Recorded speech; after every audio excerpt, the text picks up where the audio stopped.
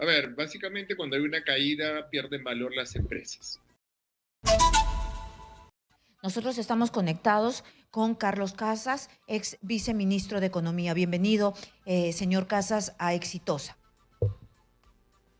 Muchas gracias por la invitación. Buenos días. Muchas gracias. ¿Qué significa, primero, que la Bolsa de Valores de Lima cierre en negativo? ¿Qué significa eso en términos coloquiales para que todos entendamos? A ver, básicamente cuando hay una caída pierden valor las empresas. Pero digamos, la caída no ha sido muy fuerte, lo que vemos es que ha ido fluctuando, o sea, las fluctuaciones que podemos tener en la bolsa, algunos días sube, algunos días baja, no ha sido muy, digamos, fuerte la caída que se ha observado. Lo que vemos en el año es que la bolsa tiene un 3% de rentabilidad acumulada. Es cierto que antes tenía un mayor nivel, estaba en 8%, ha bajado a 3%, lo cual está demostrando obviamente que hay menos confianza, pero cuando se ven estos números, no hay que verlos en un día, ¿no? Sino hay que verlos más en lo acumulado del año y cómo va, porque siempre en toda bolsa hay días que sube, hay días que baja, y obviamente lo que tenemos nosotros es que las empresas pierden valor, porque en la bolsa de valores se negocian las acciones de las empresas, que justamente las que dan valor, ¿cierto?, a las empresas. Entonces, si hay una caída pequeña, quiere decir que probablemente están perdiendo valor y hay menor confianza. Pero, por otro lado, no es de alarmarse, digamos, esta caída. Lo que hay que ver es que sí, el impacto que tenemos es diferenciado. Aquellos sectores que están vinculados más al mercado interno, como la construcción, la manufactura, el comercio, le está yendo mal, ¿no? ¿Por qué? Porque obviamente las perspectivas que hay son relativamente malas comparadas, por ejemplo, con la minería, en donde la minería sí sigue habiendo algunos precios de los minerales buenos y hay perspectivas interesantes, entonces la minería está subiendo, otros sectores están cayendo y eso es lo que tenemos como promedio, ¿no? La caída de este 0,45%, creo que ha sido el de ayer, pero que es, digamos, una movilidad o una volatilidad que es esperable, ¿no? No ha sido tan dramática. Pero, ¿qué quiere decir cuando el ministro en realidad nos dice algo que ya sabemos y que el fenómeno del niño nos va a pegar fuerte, ¿no? Y que esto va a impactar en la economía. Eso es algo en realidad que se esperaba desde el comienzo del año, desde que se hablaba de un niño global. Eso me parece una paseada de parte de un ministro de Economía que ha anunciado una recesión y que dice además, y esto es lo que yo le quiero preguntar, ¿qué significa que un ministro diga que en estos momentos de bajo crecimiento es la vulnerabilidad es muy alta? El 40% de la población en promedio tiene una posibilidad de volver a una situación de pobreza. A ver, el crecimiento que tuvimos en los últimos años llevó a que se redujera la pobreza y como sabemos a niveles de 20%.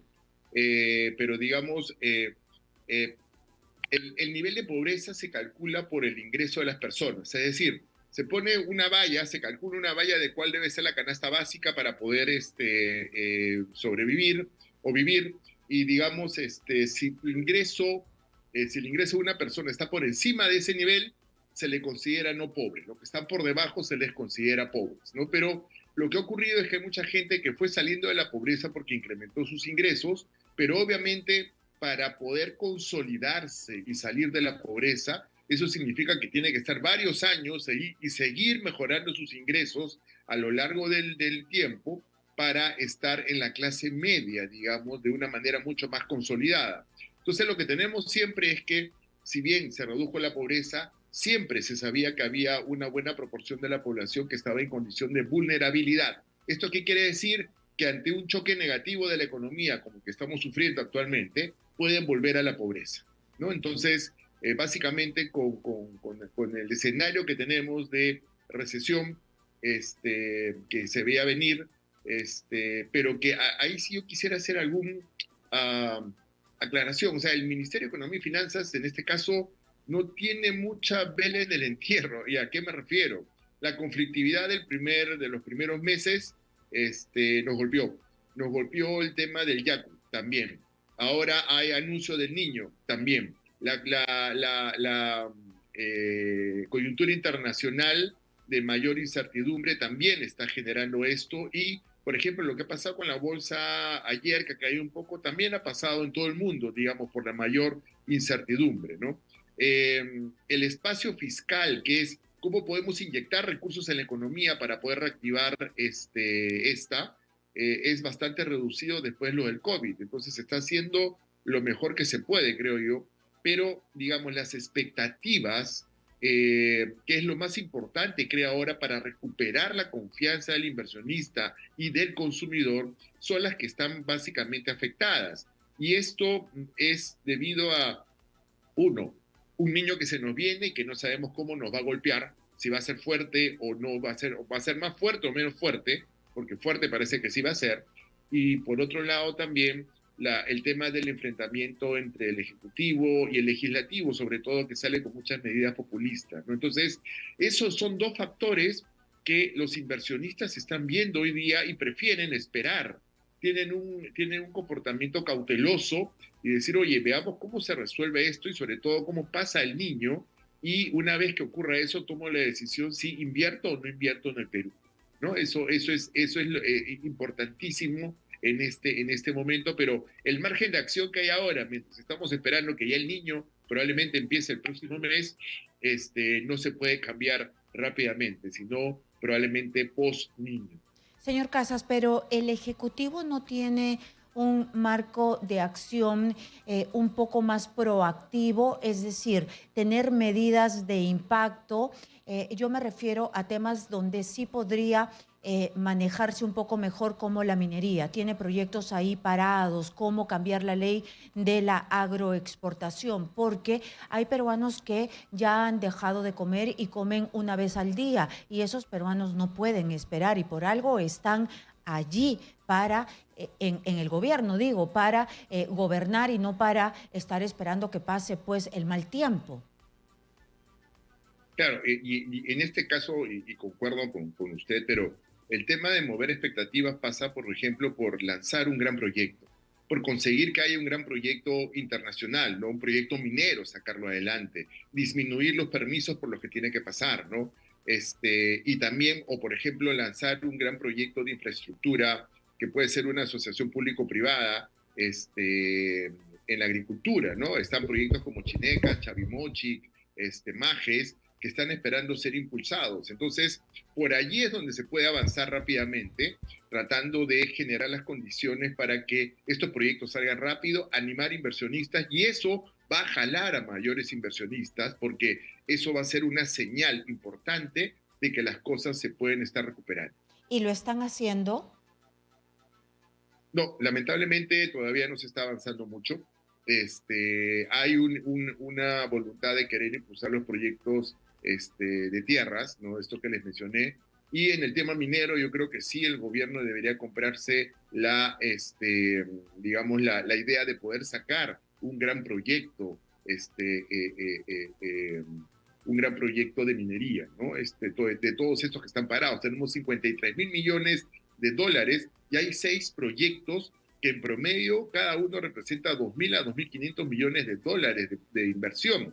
Entonces ahí tenemos 15.000 millones de dólares que se podrían introducir a la economía, pero digamos, allí es donde creo que hay una propuesta de la Sociedad de Minería para tener una ventanilla única, para reducir los costos, etcétera.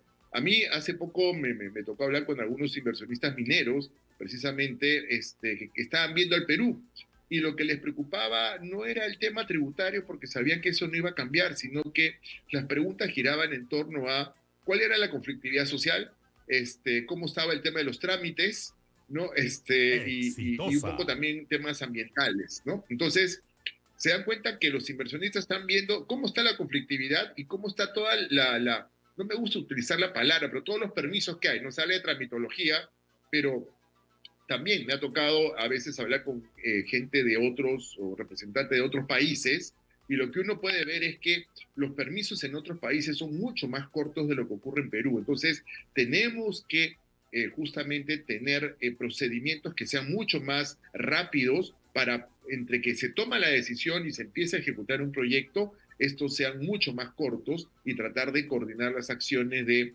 varias entidades que intervienen para otorgar los distintos permisos. Claro, justo estábamos hablando el tema de la Bolsa de Valores de Lima y aquí Gestión, un diario especializado en economía y negocios, en su primera plana se acentúa el éxodo de inversionistas extranjeros en la Bolsa de Valores de Lima y dice participación de foráneos en negociaciones de la plaza limeña se redujo de 33% a 8% en los últimos 5 años. Entonces esto ha sido como que a largo plazo, ¿no? Se han ido yendo por la inestabilidad política, por los conflictos. También se intensifica deslistado de acciones y en dicho plazo, 5 años, 15 compañías se retiraron de la bolsa local. Eso quiere decir que nuestra plaza cada vez es menos atractiva. Sí, exactamente. Y lo que uno ve es que los volúmenes negociados han ido cayendo. La participación de extranjeros, que en algún momento llegó a ser como de 40%, en algunos casos ha llegado a ser 4%, ¿no? Los datos que reporta Gestión son ciertos, pero digamos los extremos han sido a veces 40% el máximo de índice de confianza del inversionista extranjero y se ha llegado a mínimos de 4%. Entonces, cuando uno ve los volúmenes transados en la bolsa, allí sí se ve digamos, la incertidumbre y la desconfianza que existe actualmente porque los volúmenes están en unos mínimos históricos, ¿no? Entonces, justamente la idea de que más personas transen en la bolsa y que intervengan agentes extranjeros también demuestra una confianza del mercado internacional, ¿no? Entonces, esos son indicadores que son como termómetros de cómo está la situación. Y bueno, claramente, como le mencioné, mucho inversionista nacional y extranjero está con esta cautela de tratar de ver qué cosa es lo que va a ocurrir, cómo se resuelven los distintos problemas que tiene el país para atraer o pensar nuevamente en poner un negocio o traer capitales al Perú para empezar una inversión. Igual ocurre con Mínimos los históricos, ¿ah? consumidores, ¿no? Ujú. Mínimos Sí, históricos y eso es importante de remarcar, así como también que no solamente es el fenómeno del niño, sino la conflictividad social y que sí tienen interés, pero la tramitología es lo que los para. Hay otra cosa que le quiero preguntar porque también hemos visto el descalabro de Petroperú y Gestión mismo dice, hay un potencial para 14.000 millones de barriles, pero se paró la exploración. Y esto porque le han dado incluso también para estos lotes petroleros a Petroperú. ¿Tiene la posibilidad de explorar una empresa quebrada? no, esa no